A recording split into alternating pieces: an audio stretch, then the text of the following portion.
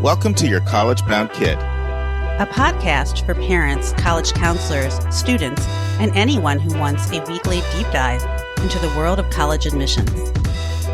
My name is Linda Depker. I'm in St. Louis metro area and have a daughter at University of Chicago. I'll be working with the YCBK team on communications. I'm Lisa, and I'm a clinical psychologist and college counselor. I have a daughter in college, a daughter in high school, and a son in middle school. After 30 years in Chicago, we recently moved to North Carolina. My name is Mark. I'm a college coach in Atlanta and the parent of two daughters. Karis, a graduate of Davidson College, and she is the founder of the Spanish tutoring company, SpanishHelpToday.com. And Joy is a graduate of the University of Georgia, and she is getting her master's degree at North Carolina State University. Friends, there's a first for everything, and this is the first time I've ever recorded literally 5 hours before this goes live. So shout out to Nemanja for his patience. He's our fantastic sound engineer. So the last 8 days I've been in Florida. I've been at the College Board Conference, and I wanted to record our episode from my home studio, not from a hotel. So that's why we've got the late recording. And I'm throwing an audible here. I am changing what I'm going to cover today. I wanted to do a recap of the conference. The conference was completely invigorating. I interacted with 60 to 70 of the leading college experts in the country.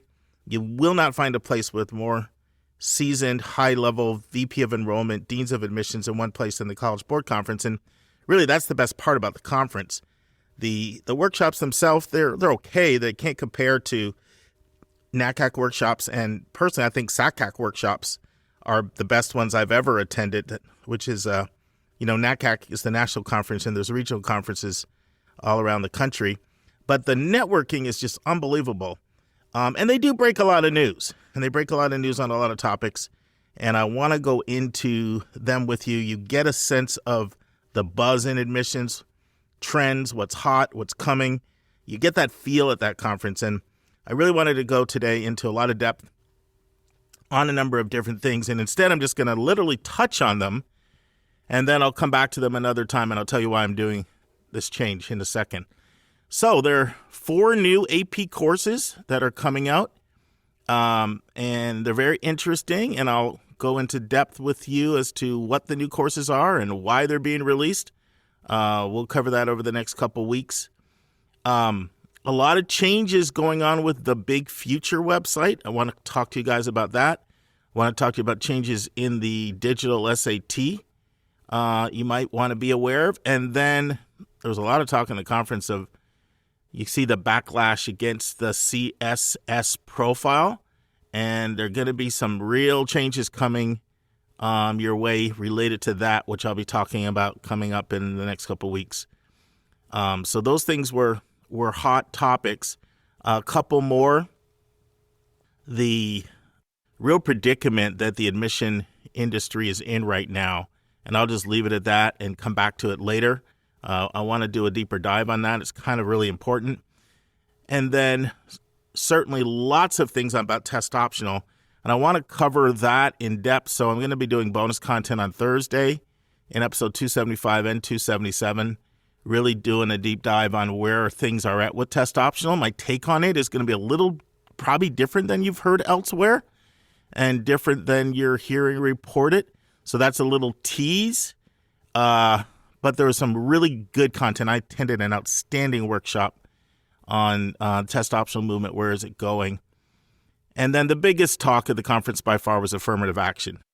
Arguments will be heard tomorrow for the case, and you'll get at least a sense of where things are going. But that was the talk of the conference. And I want to come back and talk about this in a lot more depth, too. I want to talk about why is there such a disconnect between a public, which is largely skeptical about affirmative action, and the school community, which I can't say across the board every school, but you don't find very many schools that are not advocates of affirmative action. And I want to talk about where that disconnect is and go into that. But I can't cover all those things today because I have to talk about 2 questions that I keep getting asked so often that I feel like I can't hold off anymore. Lisa and I should have taken these 2 questions on the Thursday episode, but I kid you not, in the month of October, I was asked each of these questions close to 15 times. In fact, I made up my mind I'm going to talk about these 2 questions today. I'm just coming out of a counseling session, and first question, bang, right away was one of these 2 questions. So I think they're time sensitive. I'm going to address them today, and we'll come back to more of the content of the conference over the next couple of weeks. The first question is the one that I was asked this evening, and it goes something like this. What happens if I turn in my application and the recommendations aren't there? Or sometimes it could be anything else isn't there. It could be the test scores aren't there. The interview notes are not there. Counselor rec, other recs. What happens? Sometimes it's worded that way. Sometimes it's worded, can I turn my application in? There's missing pieces that aren't in yet. And what everyone should know is that is the assumption.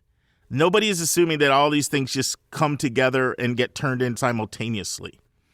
The deadline that you see for 99.9% of schools, I only know one school that this is the exception for, but the deadline that you see, the November 1 deadline, January 1, whatever it is, December 1, November 15th, that is a student deadline. That is a deadline for students to complete their portion. That is a strict deadline that needs to be enforced, that you should expect will be enforced. The overwhelming majority of schools, more than 99%, have a different date when everything else has to come in. In other words, they don't want to punish the student because the teacher didn't do a recommendation yet. And also there's time built in for if you're having an official score come from a testing agency, when it can arrive, or interview notes, or any other missing piece, another rec. And so don't worry about the fact that your stuff's not in. But I also don't want you to be naive about each school's process. So this is what I want you to do. I want you to go to the school's website and look and see if they explicitly tell you when the additional pieces need to come in. Some schools do, some schools don't. I'm right here in Georgia. Georgia Tech gives you 15 days after your deadline. University of Georgia gives you 7. Now, they both explicitly mention it on their websites. Where do you go? Well, there's a couple of places you can go. Most schools have something that says something like this, admission timeline. That's a good place to look. Another place where you can see it is just under admissions FAQs. All this, of course, obviously under the admissions tab. Another place where sometimes you'll see this will be, let's say you're just looking under early decision. If you're applying early decision, early action, it can be in there. If you don't see it, and that happened to me earlier in the week with this student who's, concerned about this for Cornell, I told them to email them directly, and they got back. And sure enough, they confirmed that, yes, the other pieces can arrive, with some details. So don't fret, don't worry, and don't hold up your application. So there's two calls to action here. One, turn your piece in well before the deadline. And secondly, find out each school's policy on when all the other pieces need to arrive. All right, so that's the first question I get all the time. Second question I get just as often is, oh snap, the FAFSA's only letting me apply to 10 schools. What am I going to do? And that is correct. When you go in to apply for the free application for federal student aid, it is set at a maximum of 10. I really don't know why they do this. This is pretty antiquated in today's world where a lot of students apply to more than 10. So I can't answer that. But they do it. And so the question is, does that mean you can only apply for financially for 10? And the answer is no. So then the question becomes, well, what do you do? How do you get the FAFSA to more schools? Let's say you're applying to, let's make a number up, 13 schools. How do you do it? Okay, first thing you want to do is check the financial aid deadline for every school you're applying to. Okay, and for your first 10, go with the 10 earliest deadlines. Different schools have different FAFSA deadlines. That'll also be under the admissions tab, usually in the paying for college section. Money, that section, you'll see it under the admissions tab. Okay, find out the 10 earliest deadlines, send your first 10 there. That's the first thing to know. If you're applying to any school's early action or early decision, they can have special deadlines for early action and especially early decision. Make sure you're aware of what the early decision or the early action deadline is, if that's what you're doing. Okay, once you go ahead and you submit your FAFSA to the 10 schools, then the student will get what's called a SAR, which is just an acronym for Student Aid Report. And when the student gets the SAR notification that the FAFSA has been processed, then you can go log back into your FAFSA, FAFSA.gov, using, I almost said using your PIN. You use the old term for it, using your FSA ID. And you can replace any schools that are already, it's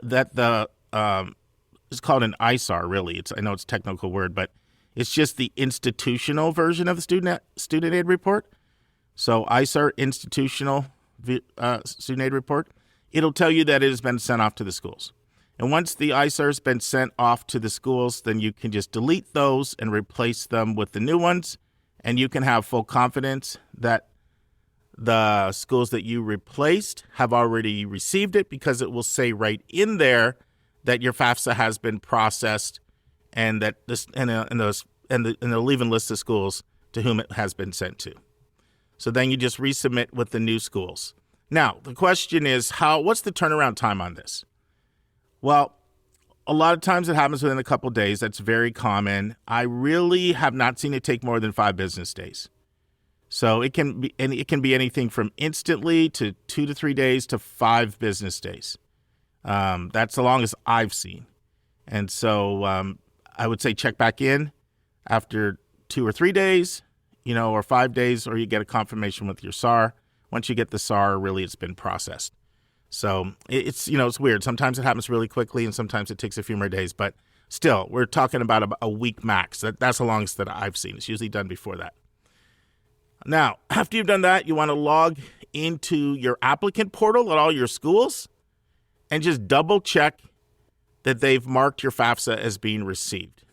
So if you want, that's just a good habit to do. You do want to set up your portal anyway in your schools, because they're going to communicate a lot through your portal, and they'll have in there check mark that the FAFSA has been received. So that's another thing that you can do. But it's faster to log into your FAFSA account than it is to check the portal. So that's what I would say there. And there's one other thing to be aware of. There are some state public colleges that if you do not put the state public college first, you're not eligible for state-based grants. I don't know why that's true, but I don't make the rules. So if you're applying to your state's public schools, list them first, especially if it's a state that has state grants, because there are some states that only give state grants to people that list the state first. I guess it's a bruised ego. So that's it. So no concern if you're applying to more than 10 schools. This is just a simple process of how you go about doing it. Hopefully that's clear. If not, send any questions our way and we'll clarify for you. So those are the 2 things I wanted to cover today. I do want you to know that the conference was also fantastic for me lining up some more interviews. Now, some of these interviews, the soonest ones will take place in December. That's not when you'll hear them, but that's when they'll take place. And the latest commitment I got was next August. So what I did is I secured commitments for interviews, and then I asked people, what month do you want to do the interview in? And so these could be any time from December to August. And then the August one may not even run until January 2024. But I'm telling you this because I love the questions you're sending in. And so I'll tell you the new interviews that we secured on this just trip, because everybody was there. I had to ask them. And if any of these appeal to you, then send your questions in. So Art Rodriguez at Carleton, great conversation with Art for almost an hour. And Vince and Art used to work together back at Pomona. So Vince is going to take that interview for us. Jim Bach at Swarthmore. A lot of you have been asking for that one. So very excited about that interview. Really great guy. All these people are great. There's just so many great. I'm really proud of our profession. We have so many awesome people. If you have questions for Jim Bach or Swarthmore, Jim's a grad, and he's been at Swarthmore as an employee since 95. So 27 years experience on top of being a grad. I think he knows the place really, really well. By the way, I should have mentioned Art Rodriguez is also a grad of Carleton. Joy St. John of Harvard. So Joy agreed to do an interview with us. The only thing is there's a moratorium on media coverage until the Supreme Court decision is released. So with Joy, I need to circle back with her in August. But that'll be a great interview. And she's really dynamic, charismatic. I really can't wait to interview her. You're going to love her. One of the interviews I wanted for a really long time, Christoph Gutentag from Duke. Very excited about that interview. One of the most engaging, dynamic communicators in our industry. Another person that's been at Duke almost 30 years. That's going to be a great interview. If you have questions for Duke, send them our way. Someone else who I'm very excited about, I did not know at all before this conference, John Barnhill at Florida State. Okay, I thought Lisa Prescott had a record for our podcast, 37 years at one institution when I interviewed her at UCSB. Well, that record will be surpassed when I interviewed John Barnhill at Florida State. How about 42 years at the same school? Yes. And the best session that I attended in the whole conference was John Barnhill, Christoph Gutentag, and a third person who has agreed to come on, Calvin Wise from Johns Hopkins. That was the best session on testing, and I'll be sharing some of that information on 275 and 77.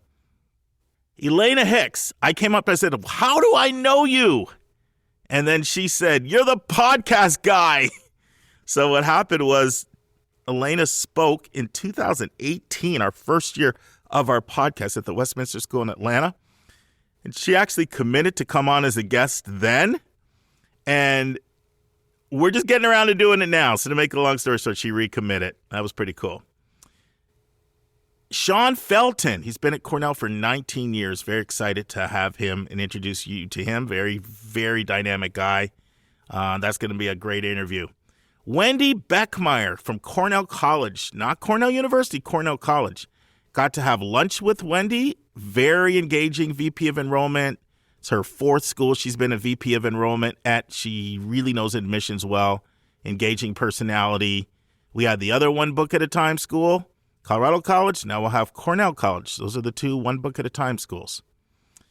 Jess Lord reaffirmed his commitment to do an interview. Haverford College, he wants to do it in April. And Julia worked for Jess, so Julia will do that interview for us. Excited about that. Brendan Williams, who I interviewed back in 18 or 19,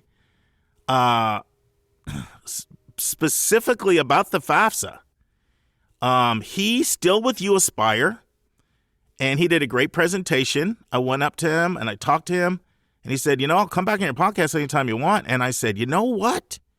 Why don't we do it this summer when all the talk is going to be about FAFSA simplification?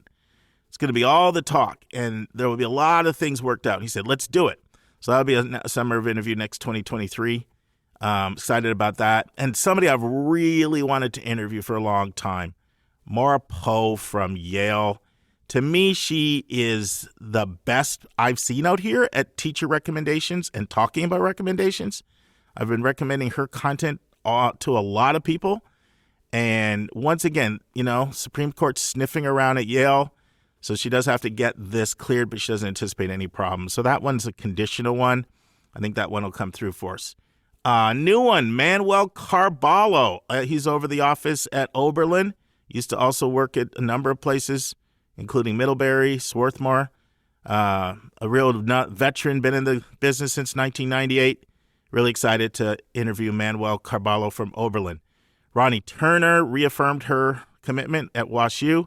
Andre Phillips reaffirmed his commitment from UW-Madison. And Valdez also reaffirmed her commitment at Wellesley. So if you have questions for any of them, you can send my questions at yourcollegeboundkid.com, or my favorite way, at least for now, is on Twitter. Just direct message me. I'm not really a fan of Elon Musk, so we'll see, where that goes. But please send your questions our way for any of those people. All of them are excellent communicators who know the business really well, and they'll be great guests on our podcast. And now this week's interview with a special guest.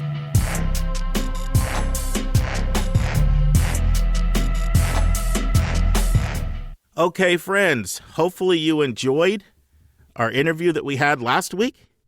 It was our second college president we've had on, Dr. Martha Saunders. Today, Dr. Saunders shares a time she had to sunset or get rid of some programs that just had to go, and she talks about how she handled that, what that was like. She talks about her kids, and as you know from last week, she has 7 of them. So what lessons did she learn for all of us about college admissions from her kids and their 7 college journeys? And she'll share that. She also gives her advice to parents about selecting a college, and she talks about how to evaluate if a college is doing a really good job at crisis communication. This is an area where she's regarded as a national expert. Listen and enjoy. So I still want to drill down and just get even more concrete. And if it's too politically contentious, you could draw off a different institution you were at. You don't even need to name it. But I'd love to know an example of a time when you said, you know what, we just can't support this anymore. The demand just isn't there, or either in the market or for students aren't signing up. I think it would just help our listeners concretize what you're talking about. Well, I can tell you this has one that comes to mind, and it was a few years ago at another institution. But I mean, when you work in public higher ed, your budgets ebb and flow. Sure. And this was during the last recession, and we were staring at a really tough hit. Yeah. And so what we did, and the faculty were quite rightly concerned. And so we worked with our faculty senate, and I said, let's build a model for a template for how we, I guess, value these programs. They're at that university, just at any university. Sometimes there are programs that are so central to the history of the place. Sure. You should never get rid of them because they may get rid of you. yeah, and it's central to it. And so we did that, and we only agreed on the template. And then, and I said, okay, here we go. Right. And so now we lock it in, and it revealed programs that needed to be removed.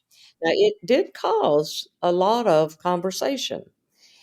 We also built into that an appeal.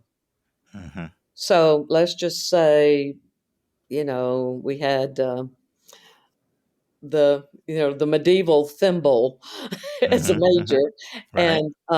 and I can assure you, I was hearing from thimbolologists all over the world. I'm sure. Who said you can't possibly do this, and but. We turned and said, okay, tell us why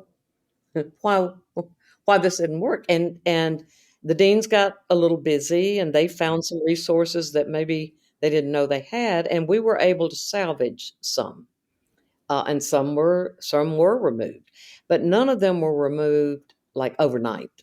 Sure. Even then it was, and you can't, under the conditions of our accreditations, you have to teach out any program that has a student in it. You just quit taking students and you finish out the ones you have. And so that was, and I got some, it was very interesting. I got some, at first, a lot of anxiety and a lot of, how could you do this to us? And then later it's, yeah, that's a good model. If you have to do it, then let everybody agree on the template first. And then lock it in. Yeah, no, I imagine you've learned a lot from having just 7 kids. How many of them have gone through the college process of the 7? All of them. Okay. And how many different institutions did they end up at? Oh, I don't even want to think about it. My youngest son, I lost count of his transfers. But to his credit, he finished in 4. I don't know how he did it. But he did it. This was with Mama throwing her hands up and saying, sure. What are you doing?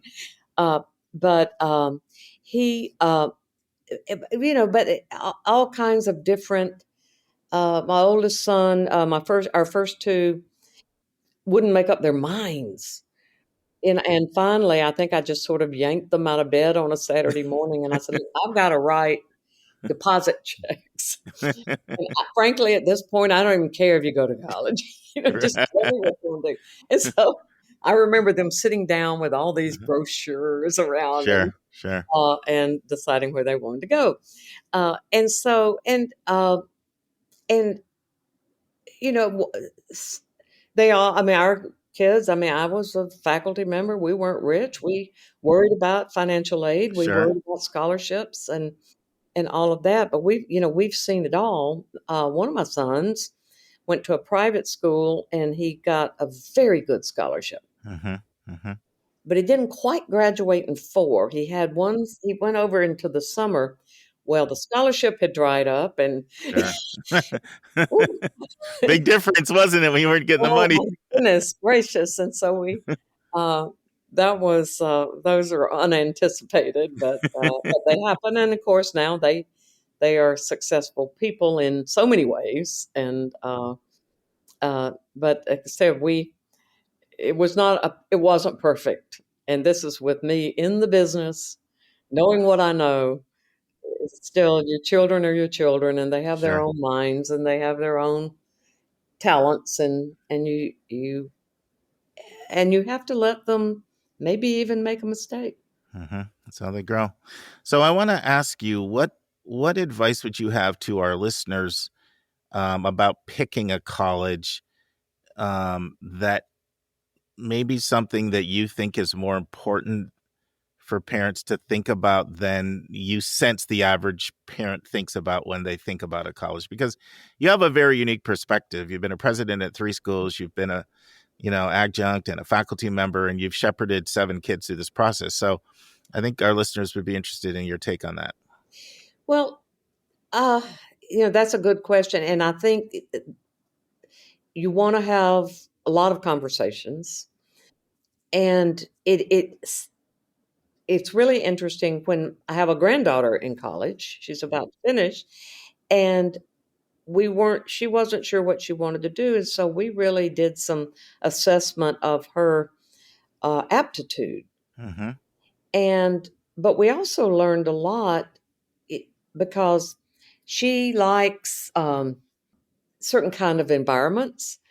And so let's say, and she's in engineering, but not just any engineering school would work. It had to be one that suited her temperament. She's kind of shy and was going to get lost in a big place. So I know I'm rambling, but I think where they need to do is it's more than just what you're going to major in. Sure. That's very important. But if a student wants to be, again, I'm using engineering as an example. There are lots of schools. So which one is a good fit? And also, are they ready to leave home? And I remember I had a vice president for student affairs. They would say, make sure they can get themselves up in the morning. Can they do their laundry? There's just some fundamental, can they take care of themselves? And I think that's important. And, we do know through a lot of the retention literature that students are probably more likely to persist if they're 4 hours away from home. And this is the traditional student. I'm not talking about the ones that have already been in the military and come back. That's different. But that way, mom and daddy can get to them if need be. And it could be a 4-hour flight, but they're more likely to persist if they are kind of within some proximity to their support systems. Their old high school teachers, their families. A few they are ready to fly when they get ready for college. I mean, I have a daughter-in-law who grew up, went to private schools in Florida, and when she got ready to go to college, she went to Scotland. Right. I mean, she was ready, but that's where you really have to listen to your student. They don't, they're young, and and because you don't want to make a mistake. And so I think the advice is know their temperament, know their aptitudes. But it's more about how they're going to fit. Right. Another thing I heard you say is if they're not showing signs of independence, don't feel like you need to force them off at 18. They may be someone that may be better off going at 20 or 21 if they're not ready yet. I have a staff member who her daughter finished high school right in the middle of the pandemic and could not. And so all of her college classes that were going to be up north were all online. But what she did was she rented a house for her right down the street for her and a roommate. So they got to kind of live the college experience, but they were still right down the street. And so they were able to develop the independence that you really need. They have to be able to manage their time. There are so many distractions, and it's not unusual to have to read a book a week and write a paper a week. And they have to be able to manage their time. And if they're not ready to do that, they're going to struggle. And so those are just some fundamental how to get along in life things that anybody needs, whether they go to college or not. Financial literacy is so important. Can they manage their resources? Can they handle a checking account or credit cards or whatever? And these days, so many students already have accomplished that, but we have a financial literacy center here that we push them through. It's easy to borrow money. It's hard to pay it back.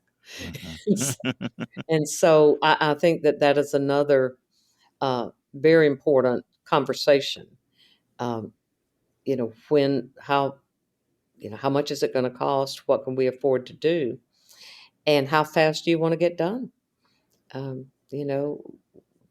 So many of our students, they have a job they like and they want to stay in that, and it might take them longer to get through.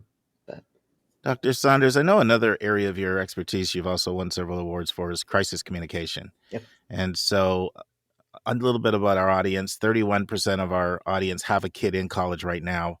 Pretty much all of them have somebody in high school. So they're mostly listening for, tidbits on the admission process, but also college success when you get there. So let's say a crisis breaks out, somebody commits suicide, God forbid, but we know that this happens. What should the school be doing from a communication standpoint, and how can a parent evaluate a school to see if they're, doing a good job when it comes to communication in crises? Well, of course, they can certainly look at the school's safety records and those kinds of things, but and not every school has a crisis every year, I think. But how clearly did they communicate? And let's take COVID, for example. Sure. I mean, that had us all in a bit of a tizzy.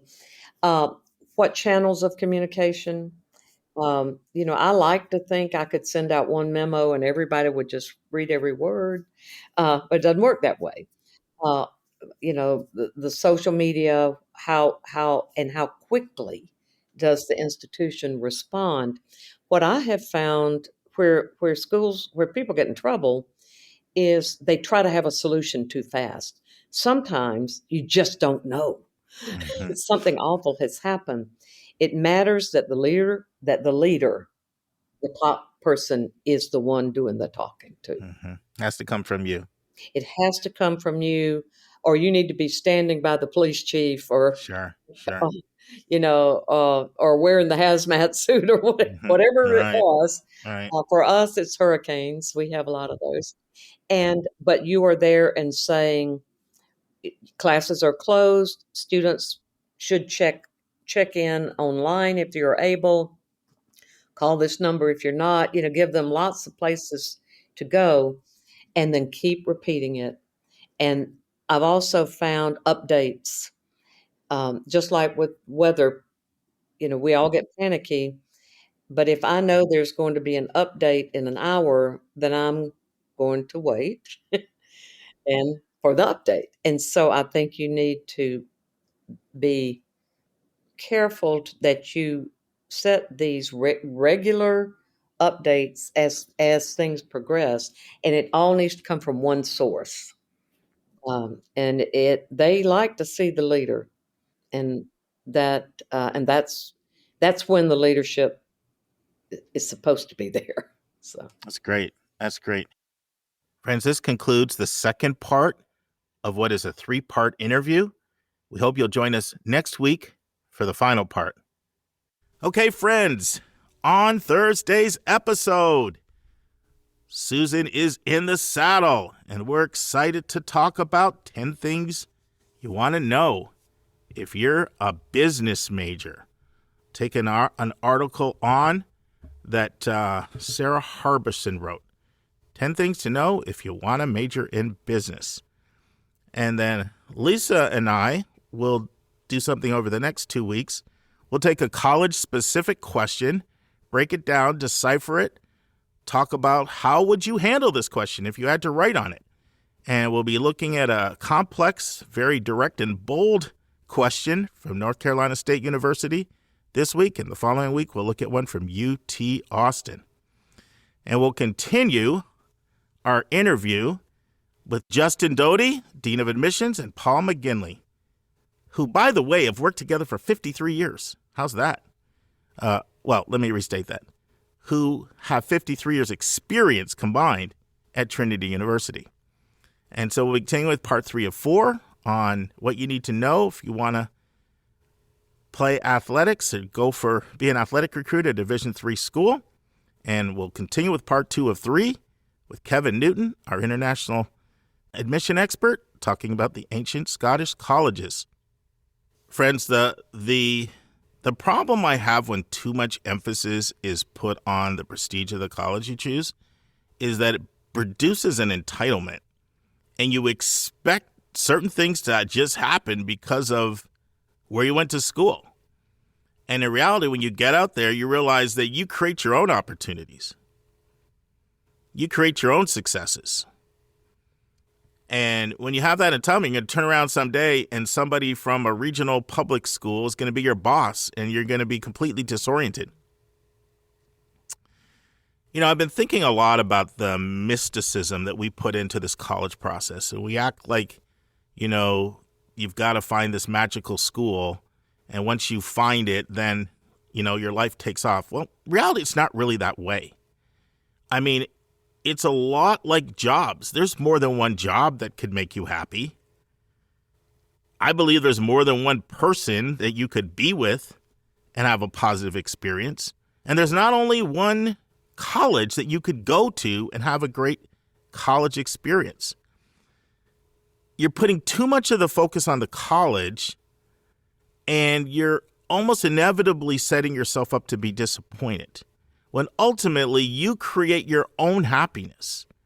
You pick professors you like. You pick friends you want to hang out with. You pick a roommate. You join the right clubs, sororities, fraternities, or whatever it is you want to get involved in. You chart your own course. You create your own happiness both in college and out of college. The more that's on you and the less it's on college, the more you'll be setting yourself up with the right mindset. The more you're expecting the name of your school to just magically open doors for you, the more you're going to be disappointed. All right, see you on Thursday, everybody. And that's our show. A big thank you to you, our listeners, for tuning in this week. If you find this podcast helpful, please follow us, and you'll get every single episode as soon as it is released. If you're interested, there are a few ways you can really support our podcast. You can click the share button and send it to your friends and acquaintances. You can help us pay our staff and our expenses by donating on our website. You can write a review for us on Apple or Spotify. I'm the producer of the podcast, but we have a fantastic team of 14. Shout out to our co-host, Dr. Lisa Ruff, Dr. David Williams, Susan Tree, Vince Garcia, and Julia Esquivel, and to our substitute co-host, Sylvia Borgo. Our sensational sound engineer is Nemanja Motvich. Our amazing music is from Victor Allen Weeks. Marketing designs are from Kimberly Blass. Lily Parikh manages our Instagram. Our image editor is Talha Khan. Joyce Ducker does our website episode updates. And our webmaster is Stelianos Dimitriou.